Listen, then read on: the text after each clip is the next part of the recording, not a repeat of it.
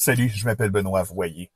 Dans le boisé du sanctuaire du Sacré-Cœur à Montréal, la chapelle de la Réparation, vous retrouverez au fond du jardin la chapelle de la Scala Santa.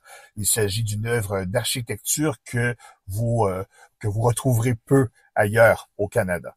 C'est en 1905, à la mi-chemin du chemin de croix, qu'on a fait construire cette Scala Santa, ou l'escalier saint, pour commémorer l'escalier qu'a dû gravir Jésus lors de sa passion afin d'accéder au palais de Ponce Pilate.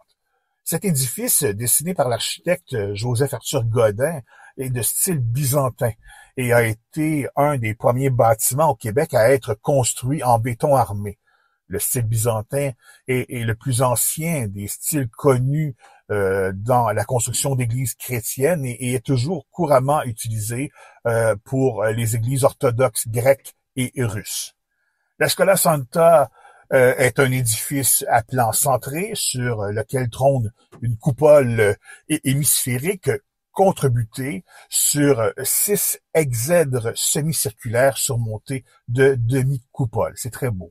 La grande coupole est surmontée d'un bulbe byzantin portant une croix. La toiture est recouverte de tôle galvanisée et percée de 8 lucarnes en forme de rosace, décoration reprise à la hauteur des exèdres. Les fenêtres basses et le portail d'entrée se présentent en ouverture terminée en plein cintre. Un vaste escalier sur le modèle de la Scala Santa de Rome donne accès à la partie supérieure de l'édifice. En 1905, lors de l'incendie de la première chapelle, la chapelle de la Réparation, on a utilisé la Scala Santa pendant 5 ans comme chapelle. Enfin, quelques mots sur l'architecte Joseph Arthur Godin. Selon le répertoire du patrimoine culturel du Québec, Godin est né en 1879. Et il aurait fait ses études en architecture à l'École des Beaux-Arts de Paris. Il est admis à l'Association des architectes de la province de Québec en 1898. Je lis bien mes notes là. Godin se démarque des architectes nord-américains du début du 20e siècle par son utilisation du béton armé comme matériau pour la construction de bâtiments résidentiels, religieux et commerciaux.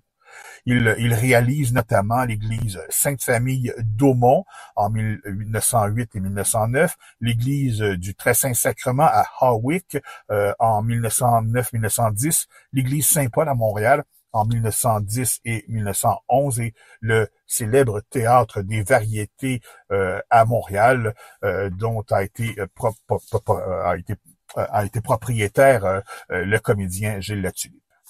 Outre ses réalisations, il construit plusieurs bâtiments résidentiels de style Art Nouveau à Montréal, dont le Saint-Jacques, les appartements Riga et un immeuble à appartements portant aujourd'hui son nom.